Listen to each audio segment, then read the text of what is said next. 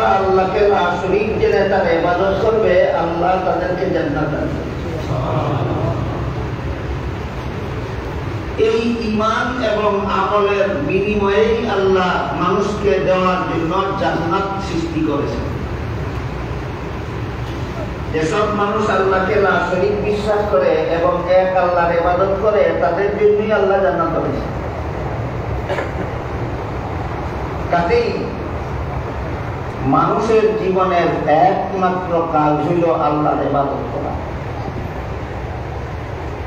তাই আমাদের বোঝার দরকার হয় ইবাদত কাকে বলে।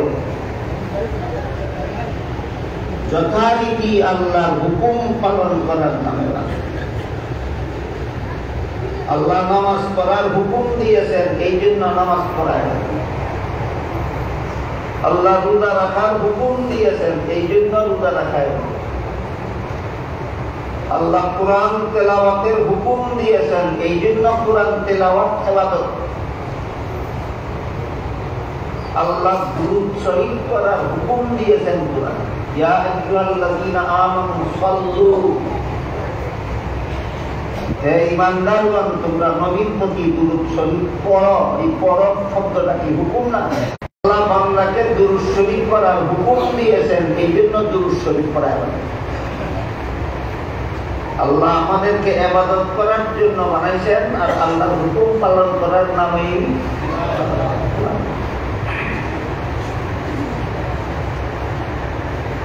এই আল্লাহকে লা শরীক জানা এবং আল্লাহর ইবাদত করা, এই ঈমান এবং আমল।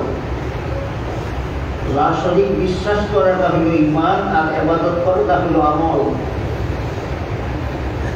জান্নাতে যাওয়ার দুই কাজ, ঈমান এবং আমল।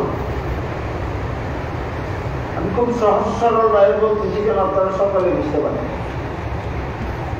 জান্নাতে যাওয়ার দুই কাজ, ঈমান এবং আমল। তাই মানুষের ঈমানকে ধ্বংস করার জন্য শয়তান যে জিনিসটা আবিষ্কার করেছে, সেটার নাম হলো শিরক। আর বান্দার আমলকে ধ্বংস করার জন্য শয়তান যে কৌশল অবলম্বন করেছে, সেটার নাম হলো বেদাত। সরল মুসলমানেরা আল্লাহ বিশ্বাস করবে, মনে করবে আমার ঈমান আছে, কিন্তু আল্লাহর সাথে শরীকদার বানাইয়া বিশ্বাস করাটা শিক্ষা দিয়েছে শয়তান। সরল বান্দা আল্লাহ বিশ্বাস করবে, মনে করবে আমার ঈমান আছে, অথচ আল্লাহর সাথে শরীকদার সাব্যস্ত করার কারণে ঈমান ধ্বংস হয়ে গেছে, তার খবর থাকে। বান্দা নামাজ রোজা ইবাদত বন্দেগী করবে, কিন্তু সুন্নত তরিকা মতে নয়, মন গড়া তরিকা মতে। এর দ্বারা বান্দা কল্পনা করবে আমি ইবাদত করতেছি, অথচ মন গড়া তরিকায় ইবাদত করার নাম বেদাত। বেদাতের দ্বারা শয়তান মানুষের আমল ধ্বংস করে দেয়, আর শিরকের দ্বারা শয়তান মানুষের ঈমান ধ্বংস করে। এই জন্য যে ঈমান এবং আমল জান্নাতে যাওয়ার ব্যবস্থা, সেই ঈমান হতে হবে শিরক মুক্ত। কেমন ঈমান দরকার? শিরক মুক্ত। আর যে আমল জান্নাতে যাওয়ার ব্যবস্থা হবে, সেই আমলটা হতে হবে বেদাত মুক্ত। শিরক মুক্ত আমল এবং বেদাত মুক্ত, শিরক মুক্ত ঈমান এবং বেদাত মুক্ত আমল, এই দুইটাই হলো বান্দার জন্য জান্নাতে যাওয়ার একমাত্র রাস্তা। এই জন্য পবিত্র কোরআনের বিভিন্ন আয়াতে আল্লাহ বারবার বলেছেন, ইন্নাল্লাযীনা আমানু ওয়া আমিলুস সালিহাত, যারা ঈমান আনবে আমল করবে, ঈমান আনবে আমল করবে, ঈমান আনবে আমল করবে, লাহুম জান্নাত, তাদের জন্য জান্নাত। ঈমানওয়ালা আমলওয়ালাদের জন্য জান্নাত। বুঝে থাকলে বলুন তো, কেমন ঈমানওয়ালা? শিরক। কেমন আমলওয়ালা? বেদাত। শয়তান মানুষের এই ঈমান এবং আমলকে ধ্বংস করার জন্য দুইটা জিনিস আবিষ্কার করেছে। ঈমান ধ্বংস করার জন্য শিরকের আবিষ্কার করেছে, আমল ধ্বংস করার জন্য বেদাতের আবিষ্কার করেছে।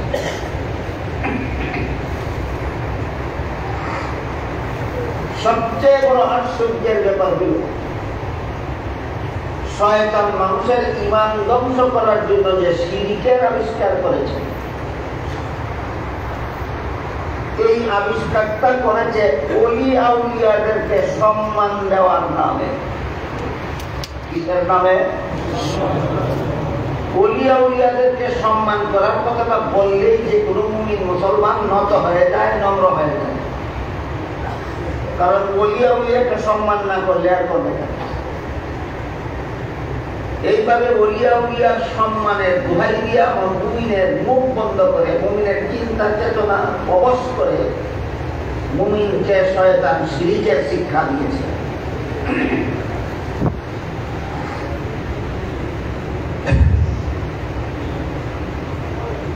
বুঝাতে বলেন শয়তান মানুষের মধ্যে শিরকের প্রচলন করেছে। কিসের দোহাই দিয়া? ওলি আউলিয়ার মর্যাদা দেওয়ার দোহাই। ওলি আউলিয়ার মর্যাদা দেওয়ার। এই জন্য এখানে আমাদের প্রথমে চিনতে হবে ওলি আউলিয়া কাকে বলে, আর দ্বিতীয় পর্যায়ে বুঝতে হবে ওলি আউলিয়ার মর্যাদাটা কি। ওটা জিনিস বোঝা দরকার। তাহলে ওলি আউলিয়া কারা, তাদের মর্যাদাটা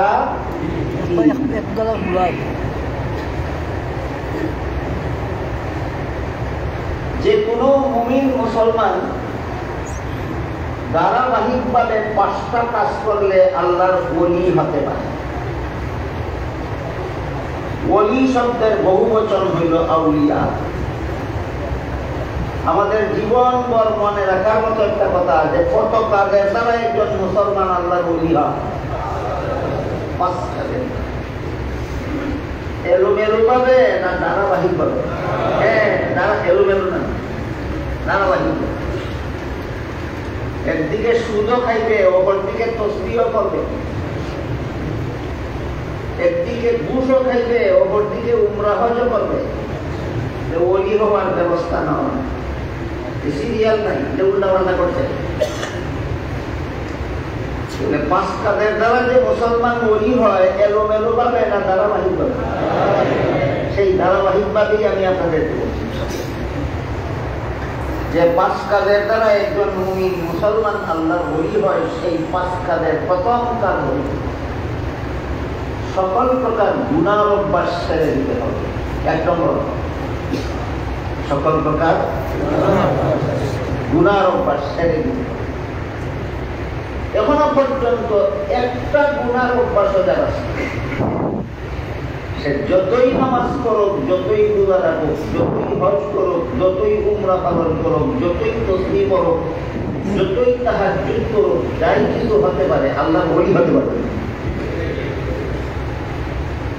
একটা গুনার অভ্যাস এখনো যার সারার বাকি, সে যতই ইবাদত করুক ওলি হতে পারবে না। কারণ 1 নম্বর সিরিয়াল তার বাকি।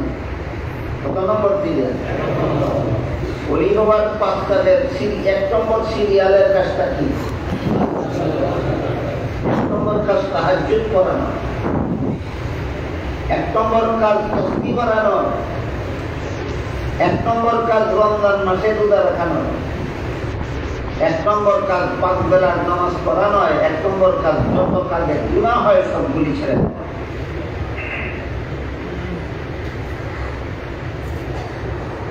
ওলি হওয়ার 2 নম্বর কাজ যত আমল ফরজ, যেমন 5 বেলার নামাজ ফরজ, রমজানের রোজা ফরজ,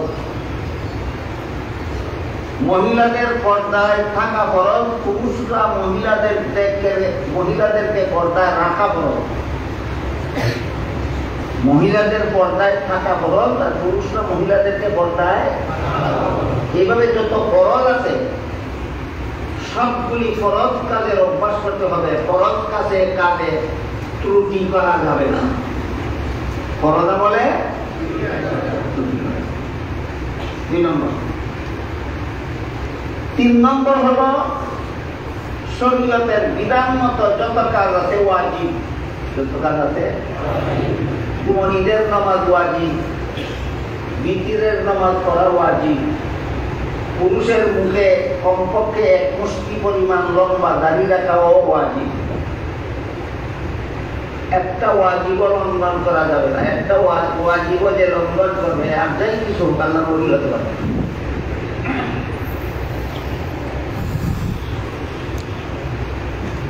এক নম্বর গুনার অভ্যাস ছেড়ে দেওয়া, 2 নম্বর সকল প্রকার ফরজ আমল করা, 3 নম্বর সকল প্রকার ওয়াজিব, 4 নম্বর সমস্ত সুন্নতে মুআক্কাদা আমলের অভ্যাস করা। সমস্ত সুন্নতে মুআক্কাদা।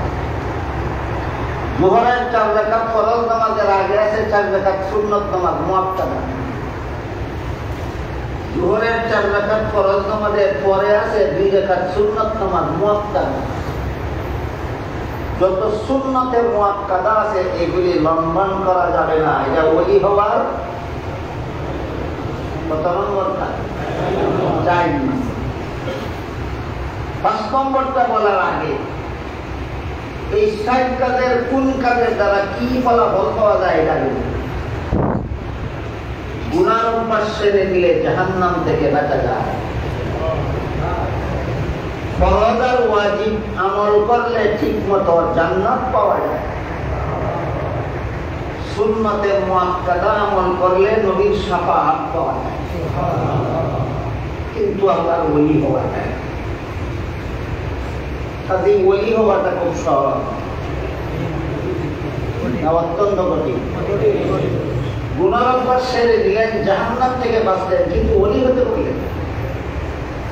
ফরজ ওয়াজিব আমল করলেন, জান্নাত লাভ করলেন, কিন্তু ওলি হতে পারলেন না। সুন্নতে মুআক্কাদা আমল করলেন, নবীর শাফাআত পাবেন, কিন্তু আল্লাহর ওলি হতে পারবেন। কারণ 5 নম্বরটা বাকি। 4 কাজে ওলি হয় না 5 কাজে ওলি হয়? আপনি কয়টা করছেন? 4 কাজে ওলি হয়। প্রথম কাজের দ্বারা জাহান্নাম থেকে বাঁচা যায়, 2 নম্বর 3 নম্বর কাজের দ্বারা জান্নাত পাওয়া যায়, 4 নম্বর কাজের দ্বারা নবীর শাফাআত পাওয়া যায়, 5 নম্বরটার দ্বারা আল্লাহর ওলি হওয়া যায়। কতটার দ্বারা ওলি হয়? সেটা কি? সহিহ বুখারী শরীফের হাদিসে উল্লেখ আছে, রাসূল করিম সাল্লাল্লাহু আলাইহি ওয়াসাল্লাম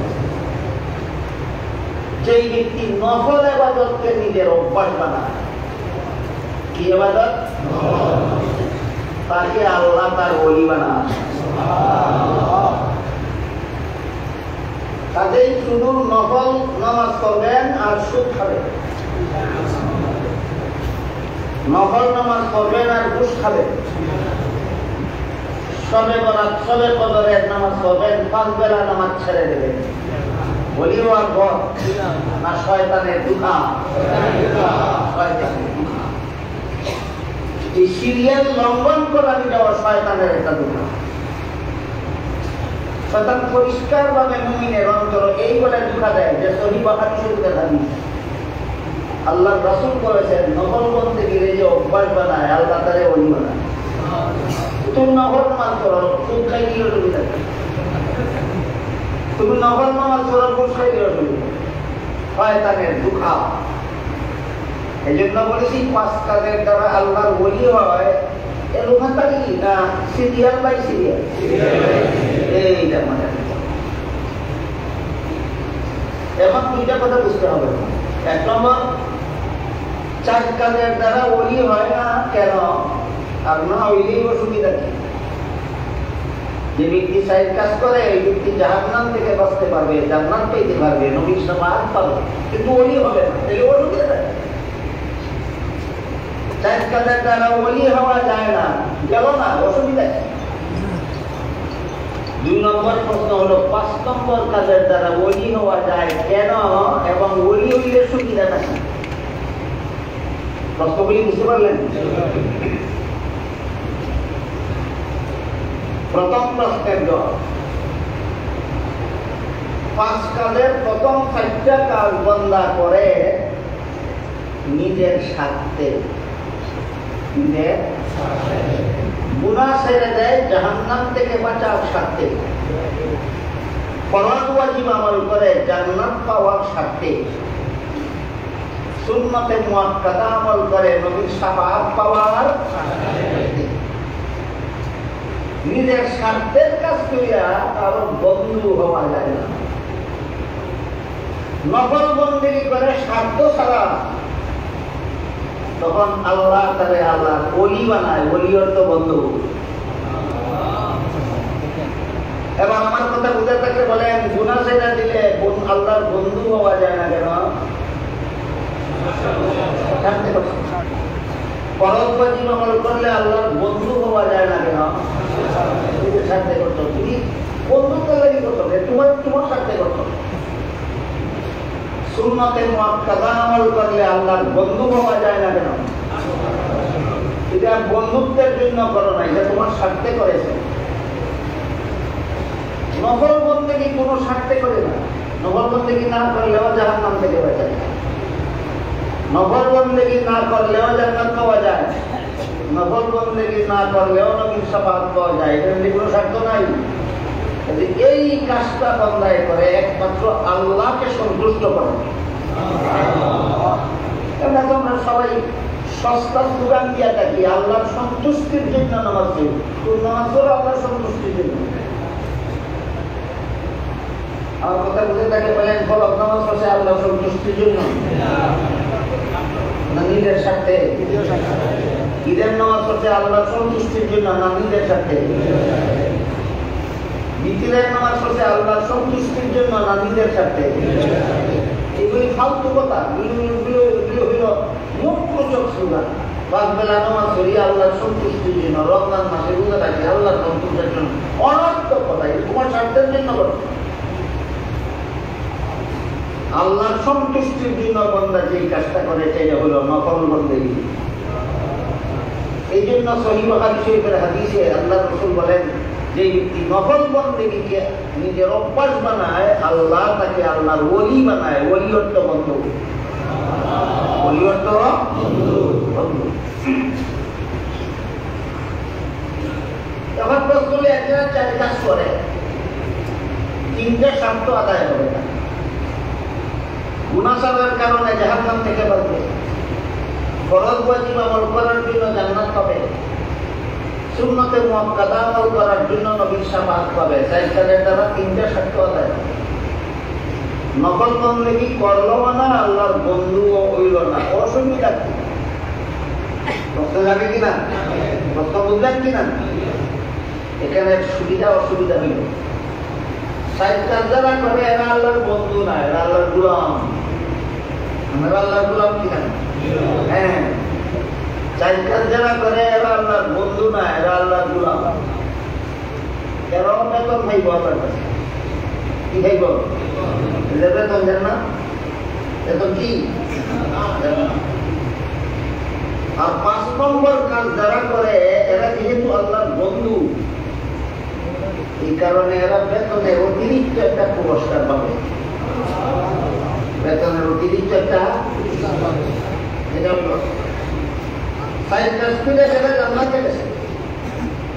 এরা আল্লাহর সাক্ষাৎ যে পরিমাণে পাবে, আল্লাহর বন্ধু হইয়া যারা জান্নাতে যাবে, এরা আল্লাহর গোলামদের চেয়ে বহুগুণ বেশি আল্লাহর সাক্ষাৎ পাবে। কি লাভ আল্লাহর সাক্ষাৎ পাইলে? জান্নাতীরা জান্নাতের যত নিয়ামত ভোগ করবে, সমস্ত নিয়ামত ভোগ করে যে আনন্দ পাবে, আল্লাহর সাক্ষাতের আনন্দ তার চেয়ে বেশি হবে। বলে নিজে আল্লাহর গোলামরা বেশি খাইব না আল্লাহর বন্ধুরা বেশি খাইব? তাহলে আল্লাহর গোলাম হওয়ারও যথেষ্ট বেতন আছে, ঠিক আছে, কিন্তু আল্লাহর বন্ধু হওয়ার আলাদা গুণ আছে। আল্লাহর বন্ধু হওয়ার, এই বন্ধুদেরকে কোরআনের ভাষায় এক বচনে ওলি, বহু বছরে আউলিয়া বলা হয়।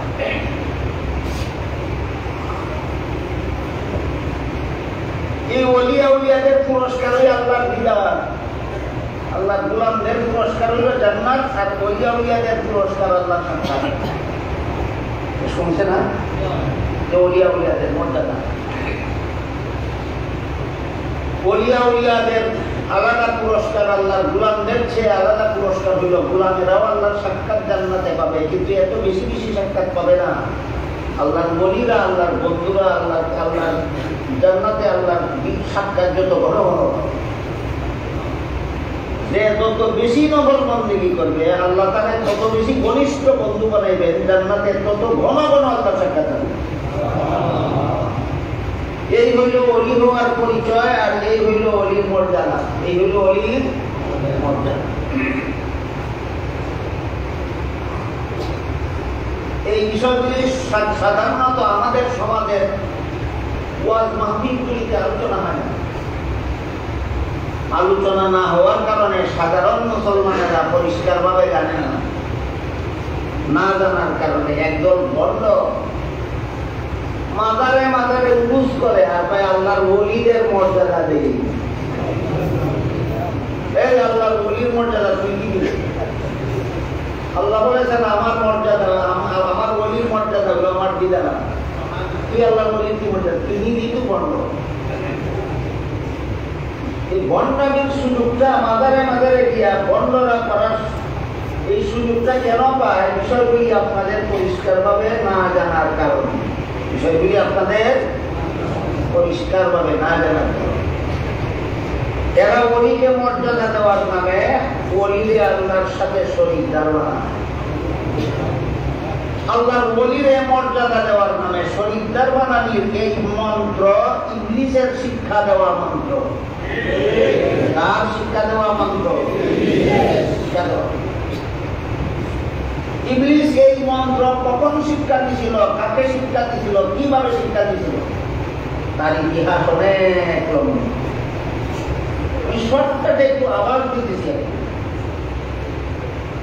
আদম আলাইহিস সালাম দুনিয়াতে আসার 600 বছর পর ইবলিস সর্বপ্রথম আদমের সন্তানদেরকে ওলি পূজা শিক্ষা দেয়। কি পূজা? ওলি পূজা। ওলি পূজা পূজা শুধু দেব দেবীর হয় না, পূজা ওলিরও হয়, পূজা পীরেরও হয়, পূজা কবরেরও হয়, এমনকি পূজা নবীর হয়। এখানে এসে আমাদের আগে বুঝে নেওয়া দরকার যে ইবাদতের জন্য আল্লাহ আমাদেরকে বানাইলেন। ইবাদত কারে কয় আর পূজা কারে কয়? মুফাসসিরিন کرام তাফসীরের কিতাবে ইবাদত আর পূজায় সুস্পষ্ট পার্থক্য বর্ণনা করেছেন। একই কাজ, আল্লাহর বেলায় ইবাদত, গায়রুল্লাহর বেলায় পূজা। একই কাজ, আল্লাহর বেলায় ইবাদত, গায়রুল্লাহর বেলায়। গায়রুল্লাহ কি? আল্লাহ তাআলা জানি করে।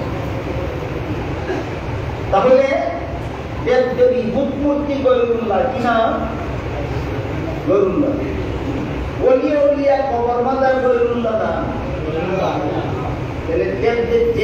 যেই ব্যবহার আল্লাহর সাথে করলে ইবাদত হয়, সেই ইবাদত মূর্তির সাথে করলে হয় মূর্তি পূজা।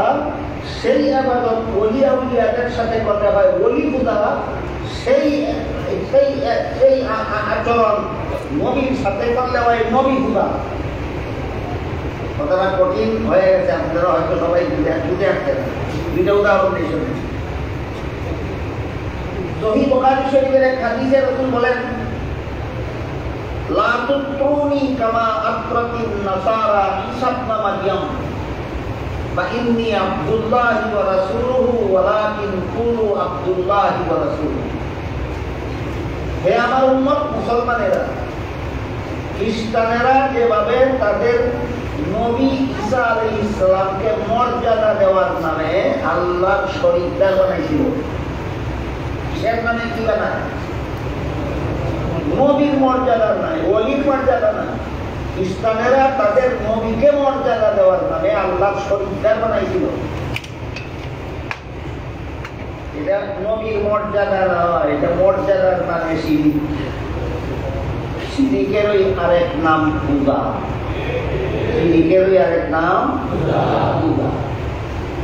এরপরে রাসূল বলেন, সাবধান আমার উম্মত মুসলমানরা, এইভাবে তোমরা আমি রাসূলকে মর্যাদা দেওয়ার নামে আমারে আল্লাহর শরীকদার বানাইয়া আমার পূজা করো না তোমরা।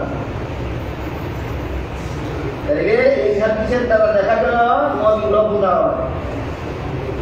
যেই ব্যবহার আল্লাহ ছাড়া কারোর সাথে করা যায় না, সেই ব্যবহার নবীর সাথে করলে নবী বুঝা, ওলির সাথে করলে ওলি বুঝা, পীরের সাথে করলে পীর বুঝা, কবরের সাথে করলে কবর বুঝা, মাজারের সাথে করলে মাজার বুঝা, দুর্গার সাথে করলে দুর্গা বুঝা, দরগার সাথে করলে দরগা বুঝা।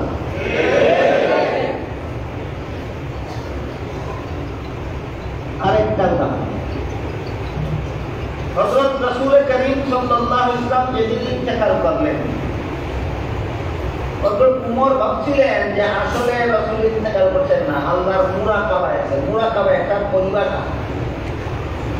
কেউ যদি আল্লাহর ধ্যানে এত গভীরভাবে মগ্ন হয়, আল্লাহর ধ্যান মগ্নতার কারণে হাত পা লড়াচড়া করে না, টুটে লড়াচড়া করে না, শরীরে অঙ্গ প্রত্যঙ্গ লড়াচড়া করে না, চোখ ব্যবহার করে না অন্য কোনো কাজে, কান ব্যবহার করে না অন্য কোনো কাজে, মুখ ব্যবহার করে না অন্য কোনো কাজে, এইরকম জ্ঞানমগ্ন হওয়ার নাম মুরাকাবা। এরকম জ্ঞানমগ্ন হওয়ার নাম উমর ভাবছিলেন রাসূল আল্লাহর মুরাকাবায় আছেন, এই জন্য চোখ মুখ কান হাত পা ব্যবহার করতেছেন না। লোকেরা ভুল বুঝছে এই দিন দেখা করছে, আসলে তিনি মুরাকাবায় আছেন। দেখল উমরের ভুল ধারণা। উমর এই ভুল ধারণার কারণে তরবারি হাতে নিয়ে দাঁড়াইলেন, দাঁড়াইয়া বললেন যে বলবে রাসূল ইন্তেকাল করছেন তাকে হত্যা করো। হযরত আবু বকর সিদ্দিক রাদিয়াল্লাহু আনহু উমরের ভুল বুঝাটা অনুভব করতে পারছেন। আপনি নিজে ভুল বুঝেছেন, অপরকে হত্যা করবেন বলতেছেন, আপনার এই কথা উচিত নয়। তাই হযরত আবু বকর সমস্ত সাহাবায়ে কেরামদেরকে সমবেত করলেন, বসাইলেন, বসাই একটা ভাষণ দিলেন। আবু বকর তার সেই ভাষণে বলেছিলেন, মান কানা ইয়াবুদু মুহাম্মাদান ফালইয়ালাম আন্না মুহাম্মাদান কাদ মাত ওয়া মান কানা ইয়াবুদুল্লাহ ফালইয়ালাম আন্নাল্লাহা হাইয়্যুন কাইয়্যুমুন লা ইয়ামুত। তোমরা কেউ যদি মুহাম্মদের পূজা করে থাকো তাহলে জেনে রেখো মুহাম্মদ মারা গেছে। মুহাম্মদের পূজা করার মানে কি? আল্লাহ যেমন চিরকাল জীবিত, মুহাম্মদকেও যদি চিরকাল জীবিত মনে করো তাহলে মুহাম্মদকে আল্লাহ শরীক ব্যবহারে তুমি মুহাম্মদের পূজারী হইবে। আপনারা কি জানেন আল্লাহ কতদিন জীবিত? চিরকাল। তুমি যদি মনে করো তোমার নবীও চিরকাল জীবিত, এই নবীর আল্লাহর সাথে শরীক বানাইছ, এই আরব কইলে তোমার নবী পূজা। আরব কইল কি পূজা? নবী পূজা। আবু বকর বলেন এইবার যদি কেউ নবী পূজায় লিপ্ত হইয়া থাকো তাহলে জেনে রেখো নবী পূজার যোগ্য না, নবী সত্য সত্যি ইন্তেকাল করেছে। আর যদি আল্লাহ এক আল্লাহর ইবাদত করে থাকো তাহলে ভালো রকম জেনে রাখো একমাত্র আল্লাহর কোনোদিন মরণ নাই, নবীর মরণ ছিল, আজকে মরণের কাজ সমাধান হয়ে গেছে। এই হাদিসের দ্বারা আমরা পরিষ্কারভাবে বুঝলাম পূজা শুধু বুদ্ধপন্থীর হয় না, পূজা শুধু বটপন্থীর হয় না, পূজা শুধু দুর্গার হয় না, পূজা দরগারও হয়, পূজা পীরেরও হয়, পূজা কবরেরও হয়, পূজা মাজারেরও হয়, পূজা নবীরও হয়। এই জন্য আমাদের পূজা দরকার। ইবাদত কোনটা? পূজা কোনটা? যে আচরণ আল্লাহর সাথে করলে ইবাদত হয়, ওইটাই গায়রুল্লাহর সাথে করলে পূজা হয়। যেমন আল্লাহকে সিজদা করলে কি হয়? ইবাদত। এই সিজদাটাই যখন গায়রুল্লাহকে করবে, দেখেন কাজ একটা কিন্তু অবস্থা দিবে, কাজ একটা অবস্থা দিবে। সিজদা একটা কাজ, আল্লাহকে করলে ইবাদত, গায়রুল্লাহকে করলে পূজা। এই গায়রুল্লাহ যদি মূর্তি হয় তাহলে কি পূজা? এই গায়রুল্লাহ যদি কবর হয় তাহলে কি পূজা? এই গায়রুল্লাহ যদি পীর হয় তাহলে কি পূজা? এই গায়রুল্লাহ যদি মাজার হয় তাহলে কি পূজা? এই গায়রুল্লাহ যদি ওলি হয় তাহলে কি পূজা? এই গায়রুল্লাহ যদি নবী হয় তাহলে কি পূজা? এই হলো পূজার কথা। অথচ আমাদের সমাজের সরল সহজ মুসলমানেরা মনে করে পূজা শুধু মূর্তি নয়, ওলির আবার পূজা হয় কিভাবে, আর নবীর আবার পূজা হয় কিভাবে। পূজা শুধু দুর্গার হয়, দরগার আবার পূজা হয় কিভাবে। পূজা এবং ইবাদতের পার্থক্য বোঝার পরে কত ধরনের ক্ষুধাতে আছে এটা বোঝা সহজ। এবার আমি আপনাদেরকে বলতে চাই, ইবলিস আদম আলাইহিস সালাম দুনিয়াতে আসার 600 বছর পরে আদমের সন্তানদেরকে সর্বপ্রথম ওলিয়া উলিয়ার মর্যাদা দেওয়ার নামে ওলি পূজা চালু করেছিল। সর্বপ্রথম দুনিয়াতে মূর্তি পূজা আরম্ভ হয়েছিল না, সর্বপ্রথম দুনিয়াতে ওলি পূজা আরম্ভ হয়েছিল? এই পূজা চালু করেছিল কে? কাদের মধ্যে? আদমের সন্তানদেরকে পূজা বানায় আদম দুনিয়াতে আসার তার এই পূজা শিক্ষা দেওয়ার সিস্টেমটা ছিল, শয়তান একজন অচিনা আল্লাহওয়ালা বুজুর্গের নমুনা ধারণ করে। অনেক মানুষ বন্ডামি করে বুজুর্গের ভক্তরে, এইরকম বন্ডদের মধ্যে 1 নম্বর বন্ড হইল ইবলিস।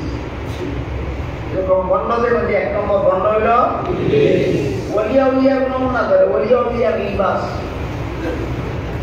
দেখবেন সুন্নতি লিবাস করার থেকে একবারে পায়ের গিরামত করেছে, দমদমা সাদা, পায়ের মাথার মধ্যে সর্বদা পাগড়ি বাঁধা থাকে। আমি জিজ্ঞেস করি, লম্বা জুব্বা সুন্নত কিনা? সুন্নত। মাথায় পাগড়ি বাঁধা সুন্নত কিনা? সুন্নত। তসবিহ করা সুন্নত কিনা? সুন্নত। আল্লাহর জিকির করা সুন্নত কিনা? লম্বা জুব্বা বিন্দিয়া পাগড়ি বান্দিয়া তসবিহ নিয়া মঞ্চে বৈশা জিকিরের নামে ওলি পূজা নবী পূজা চালায়। কিসের নামে? জিকিরের। ওলি পূজা নবী পূজা জিকিরের নামে গান গায়, বলে জিকির করি আর গায় গান। যদি প্রশ্ন করা হয় তুই মৌলবী তুই গান গাছ কেন? গান গাই না, ওলির শান গাই। গান গায় পায় না, শান গায় পায়। গান গাই না, ওলির শান গাই, নবীর শান গাই। নমুনা দোষে ওলির আর পরে বন্ডামি, এটাই শয়তানের শিক্ষা দেওয়া পলিসি। এর মতো নমুনা জিনিস শয়তান আইছিল 600 বছর ধরে আদম সন্তানদের।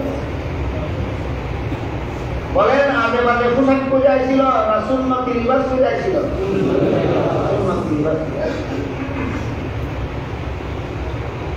এই বন্ডয় বর্তমান বাংলাদেশে ওলির শান গাওয়ার নামে, নবীর শান গাওয়ার নামে যে সমস্ত কুফুরি শিরকি বিদাতি গানগুলি গায় আর মানুষের মনোযোগ দিয়ে শুনে, আর হাজারে হাজারে মানুষ এর কুফুরি গান বিশ্বাস করে ইমান হারা হয়। এই সমস্ত গানের মধ্যে একটা গান হইল আল্লাহ দন রসুলরে দিয়া আল্লাহ গেল গায়ে দিয়া। রসুল একজন হাজায় পাইয়া সুই লগিয়া আর ফিরে, কেউ ফিরে না খালি হাতে, হাজা বাবার কথা। আমার মনে হয় আপনারা বুঝে শুনে না দিলাম। আমি আগে গানটা আপনারা বুঝাই লই, তারপরে নাউযুবিল্লাহ বলেন আর আউযুবিল্লাহ বলেন আর বিসমিল্লাহ বলেন, ধরে বলবেন। এই দাজ্জালে যেগুলো আল্লাহর রসুলকে দিয়ে আল্লাহ জবাই দিলেন, এই দাজ্জাল তুই এখানে আল্লাহর দন বলতে কি বুঝাইলি? আল্লাহর দন কথার বিভিন্ন ব্যাখ্যা বুঝাই, ব্যাখ্যা ঠিক কর। এখানে আল্লাহর দন কথার সম্ভাব্য 3টা ব্যাখ্যা হইতে পারে। এক নম্বর, আল্লাহর দন বলতে আসমান জমিনের যত ধন সম্পদ আছে। 2 নম্বর, আল্লাহর দন বলতে কোরআন হাদিসের ইলম। 3 নম্বর, আল্লাহর দন বলতে নবীর মর্যাদা। সম্ভাব্য 3টা ব্যাখ্যা হতে পারে। যদি তুমি বলো যে এখানে আল্লাহর দন বলতে আসমান জমিনের ধনের ভান্ডার বুঝাইছি, তাহলে গানের অর্থ হয় আসমান জমিনের ধনের ভান্ডার আল্লাহ রসুলদের দিয়ে আল্লাহ গাই দিয়েছে। অথচ আল্লাহ কোরআনে বলেন ওয়ালিল্লাহি খাযাইনুস সামাওয়াতি ওয়াল আরদ, আসমান জমিনের ধনভান্ডার রসুলকে দান করে দিলাম। না আমার মালিকানায় হইল, কুরআনে আল্লাহ বলেন আসমান জমিনের ধনের ভান্ডারের মালিক আমি, রাসূলকে দান করছি না। এদের মধ্যে ধনের ভান্ডার আল্লাহ রাসূলকে দান করছেন, কুরআনের পক্ষে গেল না বিরুদ্ধে গেল?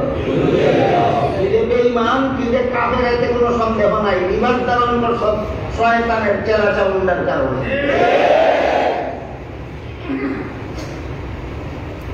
শেষ পর্যন্ত আল্লাহ বলেন ওয়ালাকিন্নাল মুনাফিকিনা লা ইয়াফকাহুন। আসমান জমিনের ধনের ভান্ডার যে আল্লাহ মালিকানা দে আল্লাহ, রাসূলকে যে দান করেন নাই আল্লাহ, এই কথাটা মুনাফিকরা বুঝে না। আসমান জমিনের ধনের ভান্ডারের মালিক আল্লাহ, মুমিন না, এই কথা মুমিনরা বুঝে, মুনাফিকরা বুঝে না। সুতরাং আসমান জমিনের ধন ভান্ডার আল্লাহ রাসূলকে দিছেন না, এই কথা দিছেন না যদি মানেন যে আপনি মুমিন, আর দিছেন যে বলে হে মুনাফিক।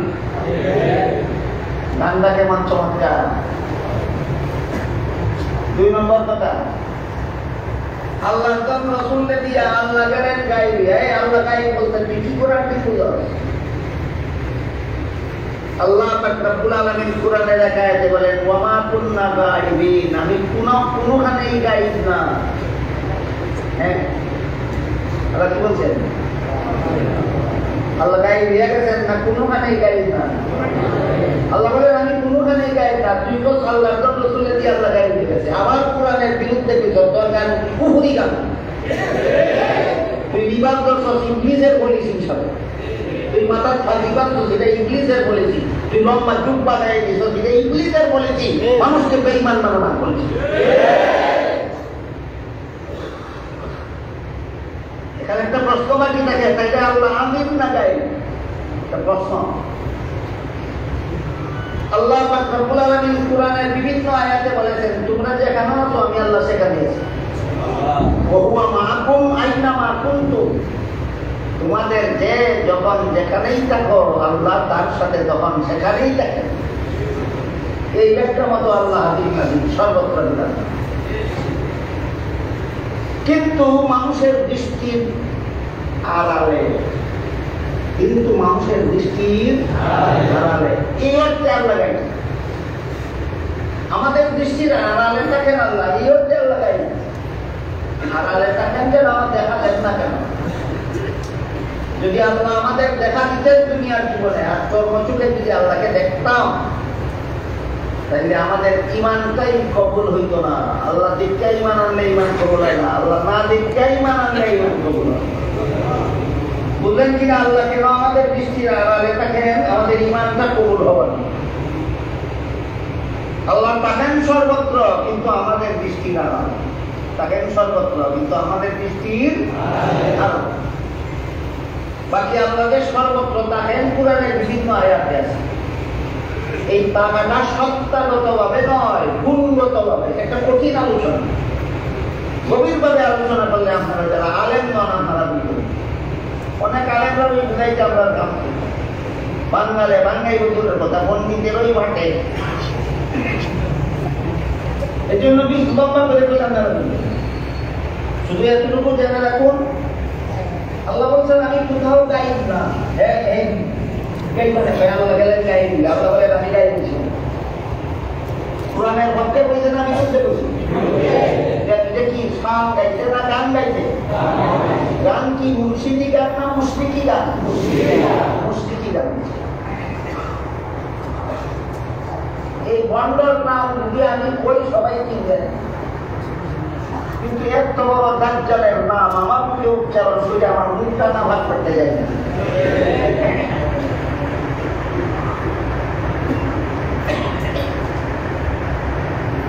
আল্লাহরে যদি কও তুমি গুণগত ভাবে সর্বত্র বিরাজমান, সত্তাগত ভাবে আল্লাহ তাকার জন্য কোন স্থানের দরকার হবে না।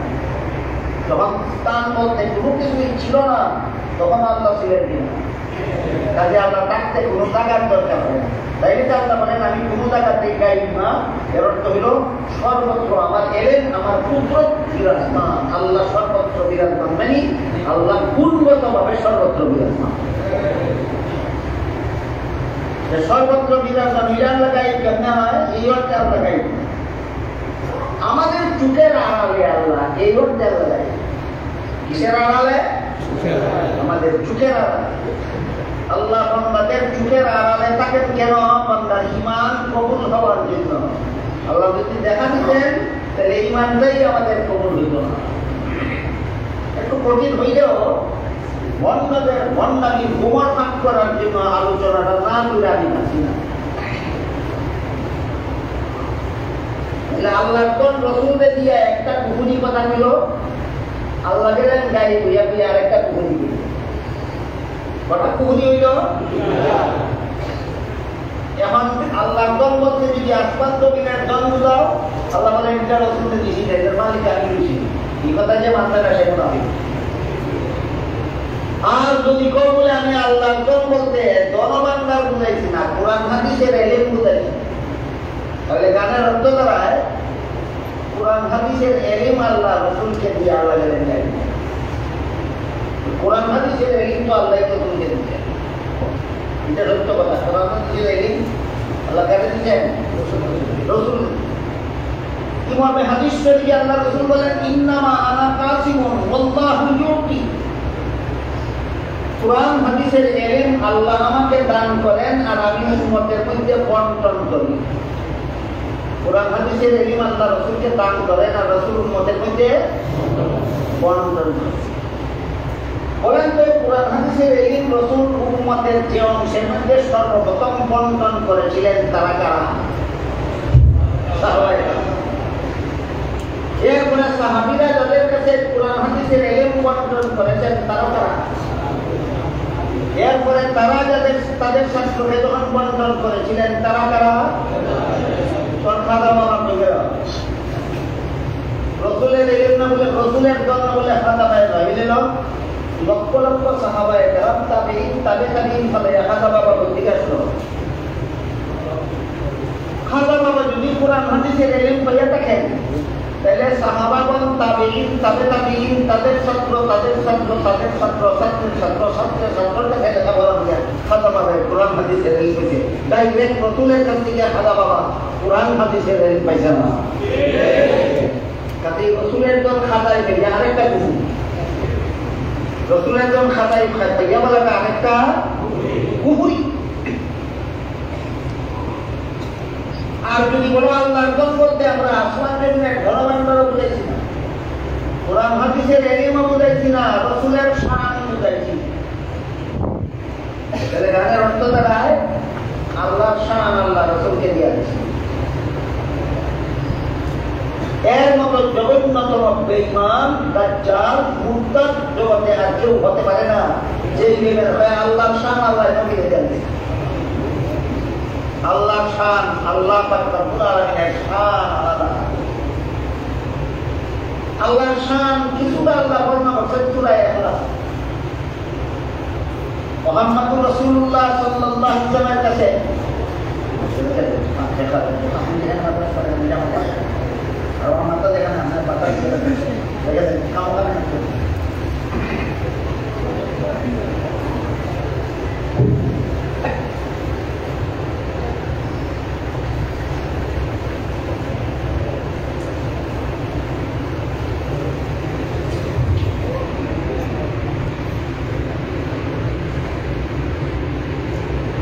মক্কার মুক্তিযোদ্ধারা, মদিনার ইহুদিরা, অন্যান্য এলাকার খ্রিস্টানেরা তিনজনে মিলিয়ে একটা বক্তব্য ছিল।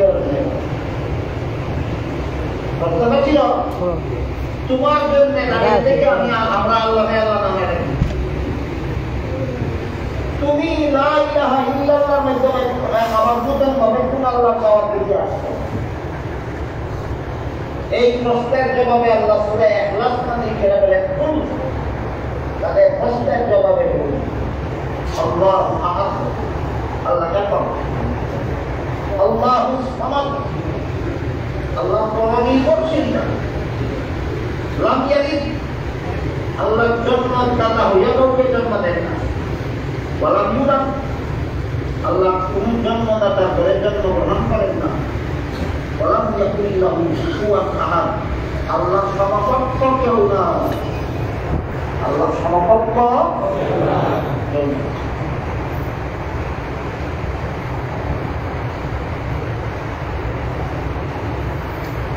তাইলে আল্লাহ সমকক্ষ যদি কেউ না থাকে, আল্লাহ সব রসুলের আল্লাহ সব রসুলের দিয়া দিলে রসুল আল্লাহ সমকক্ষ হয় কিনা? এই দজ্জাল বেঈমান বহুতের গানের থাকি। সুতরাং গানটা কি নবীর শান না কুহুরি গান? এতক্ষণ পর্যন্ত হইল রসুল গুণা। আল্লাহ সব রসুলের দিয়ে চেষ্টা করে, এ রসুল গুণা করে। এর মনে গানের মধ্যে পায় রসুলের জন্য সাজায় যাই বক্তব্য। তখন রসুলের জন্য তুমি কি বুঝাতে চাও? যদি বুঝাতে চাও রসুলের শান খাজা বাবারে দেওয়া হয়েছে রসুল, তাহলে শোনো আল্লাহ রাব্বুল আলামিন সূরা কাউসারে বলেন ইন্না আতাইনাকাল কাউসার, আপনাকে আমি অসংখ্য অগণিত নিয়ামত দান করেছি, যেগুলি আর কাউকে দান করেছি। এই সমস্ত নিয়ামতের মধ্যে একটা নিয়ামত হল হাউজে কাউসার। কে দান করছেন? আরে এই হাউজে কাউসার রসুল খাজা বাবারে দেওয়া হয়েছে। এই বেঈমানের বেঈমান রসুলের তো খাজা বের করবে, রসুলের হাউজে কাউসার রসুলের দরবারে হয়েছে না, এটা রসুলের দান করবে। এই কাউসার শব্দের আরেকটা হল উম্মতের মুসলিমান। সমস্ত জান্নাতীদের 3 ভাগের 1 ভাগ জান্নাতি হবে, সমস্ত নবী রাসূলের উম্মত। আর 3 ভাগের 2 ভাগ জান্নাতি হবে, এটা মুহাম্মদুর রাসূলুল্লাহ। কাউসার শব্দের এক ব্যাখ্যা। কাউসার শব্দের এক ব্যাখ্যা হল এই বিপুল পরিমাণে মুসলমান উম্মত আমি আপনাকে দান করেছি। আপনারা মুহাম্মদুর রাসূলুল্লাহর উম্মত হইছেন না খাজা বাবার উম্মত হয়ে গেছেন? এই বেঈমানের বেঈমান রাসূলের দরবারে বন্দী ছিল। আমরা তো দরবারের উম্মত ছিলাম না, আমরা তো এখন রাসূলের উম্মত। এটা তাকে বলেন গানটা কি সত্যই ওলির শান না নবীর শান না কুহুরি গান? ওই সেদিন ওলি বুঝা, ওই সেদিন নবী বুঝা, ওই সেদিন খাজা বাবার দরবার করিল। খাজা মঈনুদ্দিন চিশতির মাদার, খাজা বাবার দরবার কোটা খাজা মঈনুদ্দিন চিশতি রহমাতুল্লাহ আলাইহির মাদার হইল খাজা বাবার দরবার। ওই সেদিন মাদার বুঝা, মাদার বুঝা কইলে এমন সেটা সেটে বন্ধ। আর কি জানেন চুলকে চুল কইলে কি হয় না? সেটে খেলে সেটে যে আমরা জ্যাপটা হয়। চুলকে যখন চুলক তখন চুলে দেখে যে সমাজে তো তিনি লাগবো আমি চুলব শব্দ ভূমিতেই করতে আর তুমি করতে পারতাম না। এই কারণে চূড়ানের চুল হইলে থাকে তেমনি ভাবে মাথার ফুটা দিলে মাথার ফুটা দিয়ে বুঝতে গেলে সমাজের মানুষ আমাদের চিনলেই আমি মাথার ফুটা, আমার সাথে মাথার ফুটা হতো হইতো না, যে আমার পেট পালা চলতো না। এই কারণে মাথার ফুটা দিলে মাথার ফুটা দিয়ে ফেলেছে। যে কারণে চুলে চুল হইলে যেতে এই কারণে মাথার ফুটা দিলে মাথার ফুটা দিয়ে করতে চাইতে। বর্তমান বাংলাদেশে এই মাথার ফুটা আর আল্লাহর ইবাদতকারী মধ্যে একটা বন্ধ চলছে। মাজার শব্দের অর্থ হইল জিয়ারতের জায়গা। পাপিষ্ঠ মানুষের কবর জিয়ারতের জায়গা হয় না, ওলিয়া উলিয়ার কবর জিয়ারতের জায়গা হয়। মাজার শব্দের অর্থই জিয়ারতের জায়গা। এখনো কোনো মুসলমান গেলে জিয়ারতের জন্য যাবে। ওলিয়া উলিয়ার কবরে ওলিয়া উলিয়ার মাজারে কোনো মুসলমান গেলে কিসের জন্য যাবে? এখানে পুরুষ কেন? পুরুষের নাম জিয়ারত থাকে। এখানে বাড়ি পুরুষের মেলা কেন? মেলার নাম জিয়ারত থাকে। এখানে গান বাজনা কেন? গান বাজনার নাম জিয়ারত থাকে। না ভণ্ডামি? মাজারও যেহেতু ভণ্ডামি চলে, মাজার আল্লাহর ওলিয়া উলিয়াদের খবর জিয়ারতের জায়গা, পবিত্র কাজ।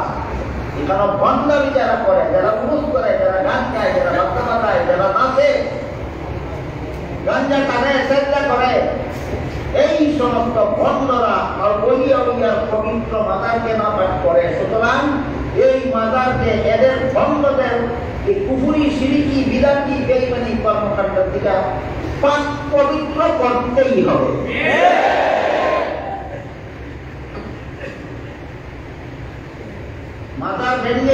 মাজার পবিত্র করবেন না মাজার হেফাজত করে ভণ্ড থেকে উৎখাত করে মাজার পবিত্র করবেন? মাজার ভেঙ্গে ফেলে তো ভেঙ্গেই ফেলবেন, আর পবিত্র হইল ভাঙ্গে ভাড়া দিলে তো কেউ জিয়ারত করতে না। মাজার মাজারের জায়গায় থাকবে, এখানে শুধু জিয়ারতের জন্য যাইবা, এখানে উরুস করতে পারবে না, এখানে পূজা করতে পারবে না, এখানে সেজদা দিতে পারবে না, গান গাইতে পারবে না, বার্তা বাজাইতে পারবে না, বাবার নামে এমান্নত করতে পারবে না, ওইখানে নিয়ে কোনো ব্যবস্থাই করতে পারবে না, ওইখানে নিয়ে স্বীকৃতি বিতরণ করতে পারবে না, সবগুলি কবর পূজা মাজার পূজা। কাজে আমার কথা বুঝা থেকে বলুন, মাজার হেফাজতের পদ্ধতি মাজার ভেঙে ফেলা না বন্ধ করে উৎখাত করা সমস্ত মুসলমানের দায়িত্ব। বাংলাদেশের মাজারগুলি পবিত্রতা রক্ষার সাথে সকল প্রকার বন্ধ যাতে মাজার থেকে উৎখাত করতে হবে। এরপরে গানের সর্বশেষ পুকুরি কথা বলেন, কেউ ফিরে না খালি হাতে খাজা বাবার দরবারে। খাজা বাবার দরবারে নিয়ে আজমির শরীফের মাজার, খাজা বাবার দরবারে খাজা মঈনুদ্দিন চিশতি রহমাতুল্লাহ আলাইহি এখানে দাফন করা হয়েছে আজমির শরীফ। ওই আজমির শরীফের খাজা বাবার মাজারটা হইল খাজা বাবার দরবার। এখানে গেলে কেউ খালি হাতে ফিরে না, যে গিয়া বাবার কাছে সন্তান চাইব বাবা তাদের সন্তান,